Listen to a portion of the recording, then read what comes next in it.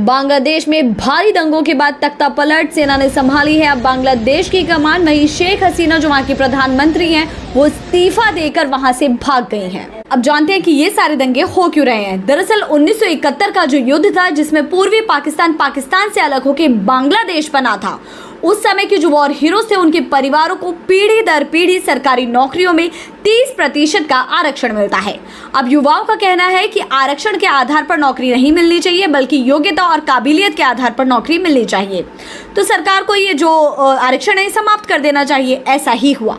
2018 में ये आरक्षण समाप्त कर दिया गया, लेकिन जून में इसी साल जो ढाका हाई कोर्ट है उसने इस आरक्षण को फिर से बहाल कर दिया।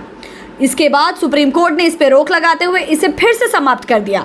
अब जब ये आरक्षण समाप्त हो चुका है तो लोग दंगे क्यों कर रहे हैं? लोग दंगे इसलिए कर रहे हैं, वे कह रहे हैं कि सरकार को इस पे बाकायदा कानून बनाना चाहिए कि सरकार कोई भी आए लेकिन ये आरक्षण परमानेंटली समाप्त हो जाए उस कानून के चलते।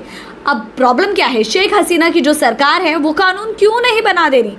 एक्चुअली यहाँ पर कैच ये है कि एक अलग ही पॉलिटिक्स चल रही है। कहना यह है कि शेख हसीना कानून इसलिए नहीं ला रही है क्योंकि जिन परिवारों को इसका बेनिफिट मिल रहा है वो शेख हसीना की पार्टी से ही जुड़े हुए लोग हैं।